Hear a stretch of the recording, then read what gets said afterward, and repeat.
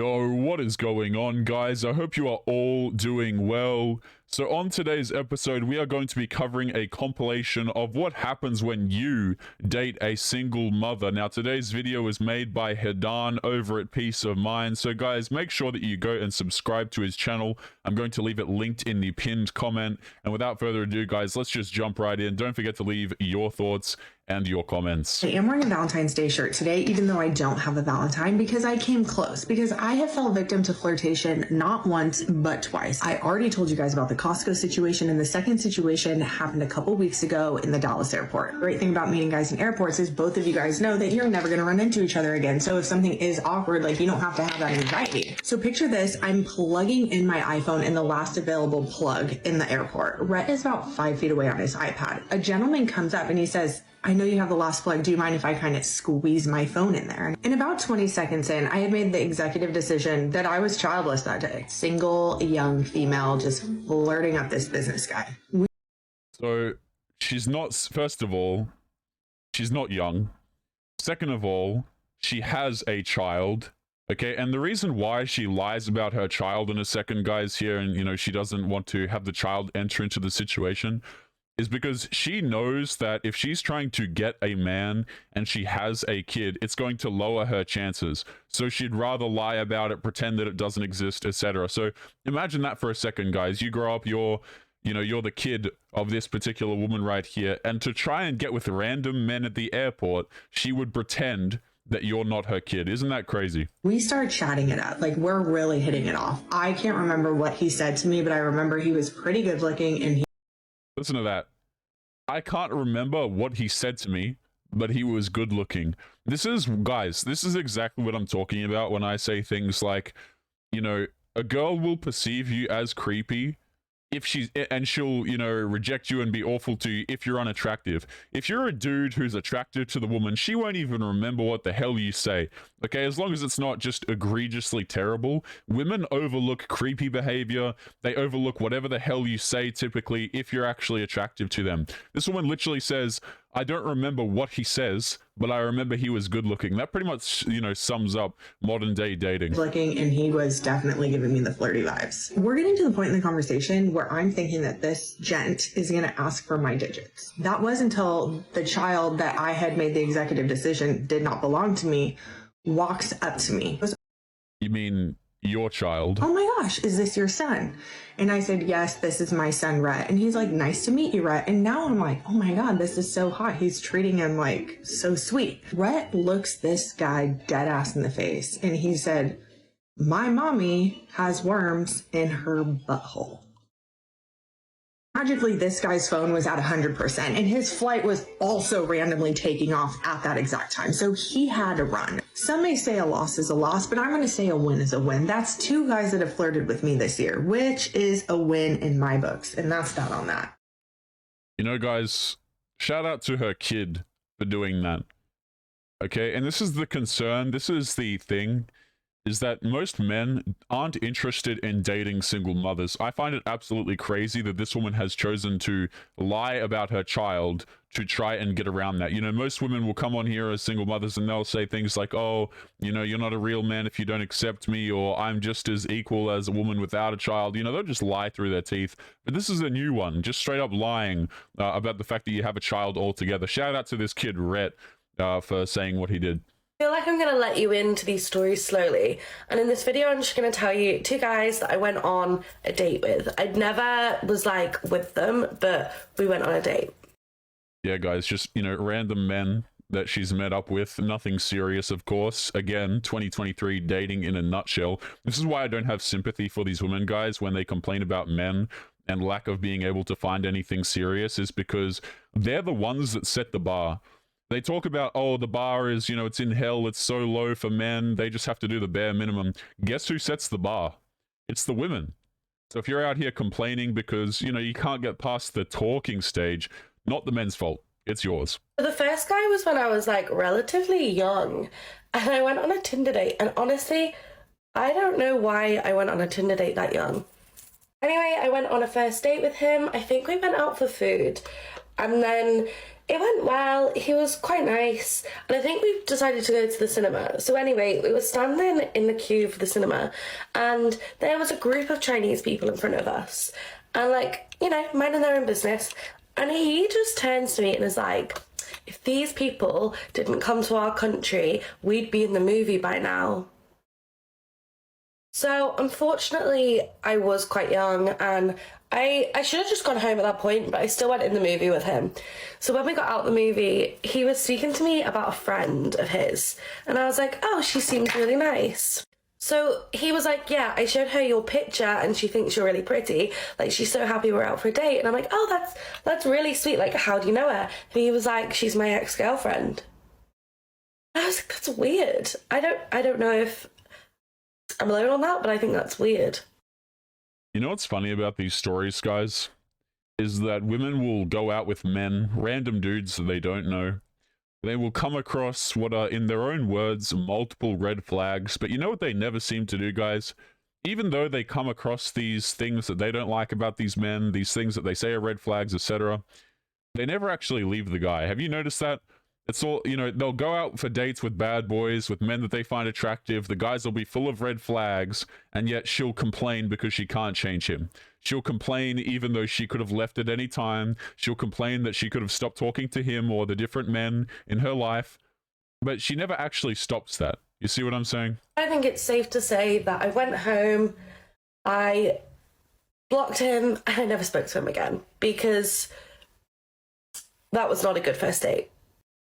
I sincerely doubt that. First, I really doubt that she blocked him. And second of all, I don't think that subsequent men who also demonstrated red flags, I really don't think that she blocked them either. Like, there might be some guys that, yeah, maybe she'll block, okay? But the common denominator here is you'll have women complain about their dating experiences, yet she could have left the date. She chose not to leave the date. Okay, and girls will complain like, oh, how come dudes have so many women? Why can't I find a guy who's serious about me? But they're literally chasing the dudes who exhibit all of these red flags. The next guy was from when I was quite a bit older at this point. It's another first date. And we went out, we had food. He was so good looking. And I was like, okay, this is great. And I was a little bit naughty and I took him home on the first date. I took him home to my mum's house. Like, me and my mum are so close, so like she wasn't even bothered. But I took him home to my mum's house. We had a one-night stand, and then he didn't leave in the morning. When I say he didn't leave, I mean that I got up the next morning, asked him to leave. He was like, no, I'll hang about for a bit. And I was like, well, at the time I was doing eyelashes, and I was like, I have 2 lash appointments booked, and, you know, they'll be here soon. And he was like, oh, okay, no worries. Hours later, I finished my lash appointments and he still hadn't left. Point being, if you're alone this Valentine's Day, at least you're not with the wrong person or in the wrong relationship. I love how this woman is complaining. Like, no matter what you do as a guy, you can't really win, right? So let me get this straight.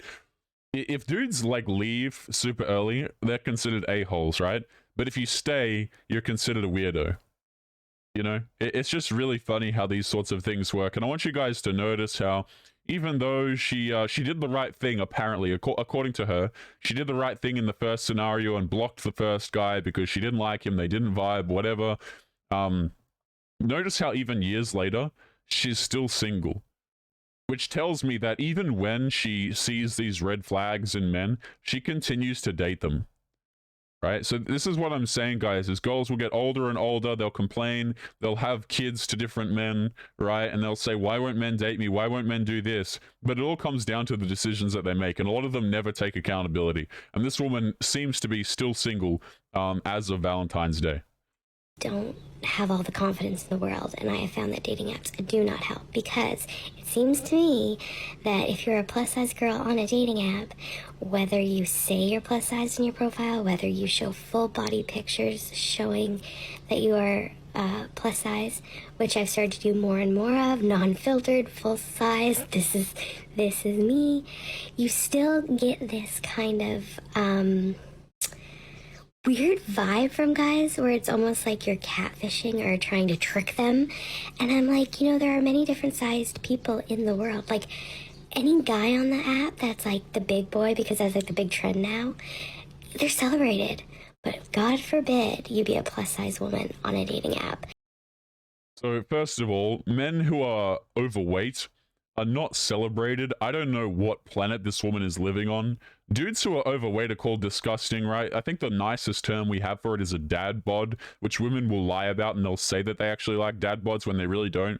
But guys, there is no way this woman is sitting here complaining about the particular issue that she is when she is literally, you know, she's doing the exact same thing that so she's sitting here complaining, saying, oh, I don't want to feel like I'm catfishing people, but she literally has like a Disney face on. Like, make that make sense to me, man.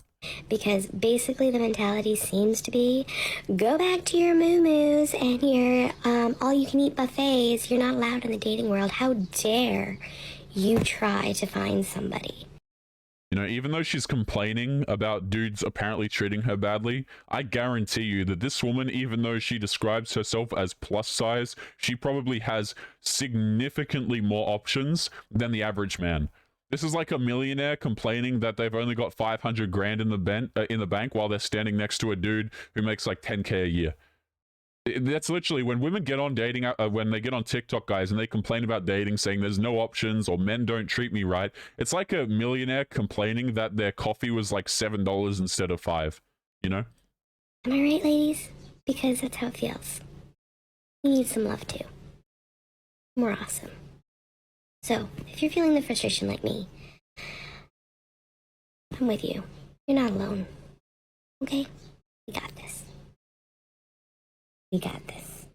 I told my baby dad that I wanted to take Gavin to Italy this fall and that I needed a passport for him, and he's like, And I'm like, what? I need your permission to get him a passport. Then he was like, I don't know, Lynette. I said, you don't know what a passport is or what continent Italy is on? I said, it's a travel document and Italy's located on the European continent. So when would be a good day to schedule the appointment for a passport? He said, I just don't feel comfortable. I said, comfortable what? He said, comfortable with you leaving the country with him. I said, understandable. Well, the reason why I say that's understandable is because a lot of women will simply take men's kids and just leave. And this woman is giving me the vibe, dare I say, that she's the type of individual to do that, because within the first 5 seconds, I don't even know what she said, but I'm already tuning out because of how aggressive she is. I don't feel comfortable with you wearing them ugly ass sweatpants every day, but bro, if I decide to leave the country and never come back, I'm not fucking taking the kids. If you're mad because you're still on house arrest and you can't go anywhere, just say that. So today's topic. Yeah, so look at that, guys. We have a very aggressive woman here. I don't know if you guys can see this below my character's hand. Okay, let me just move myself away here. Look at that. You know, we got the chest tattoo, we've got absolutely everything here, yelling straight into the camera. And of course, the guy is concerned that you're going to take his kids away. This is a valid concern that men have, and you know why it's valid? Because women do this a lot. Let's keep going. Go anywhere? I don't care. So let's go ahead and hop into it. We're going to talk about the deadbeat baby daddies that come from single mothers, right? And this isn't every man that comes from a single mother, so spare me your I'm different comment. Great. We appreciate that. What I can't stand is the men who come from single mothers and they lean on this crutch of, well, my mother did it. My mother was able to do it alone, or they'll constantly put you in competition with their mother. What I can't understand is how, as a child, you can grow up in an environment of financial and emotional struggle and want to inflict that upon the woman you decide to have children with. Why would you want to inflict that upon your child? Why do you guys want to work these women down like they're horses because your mother survived it? Yes, it's possible. Yes, we can survive it, but why is that the family dynamic that you want to continue?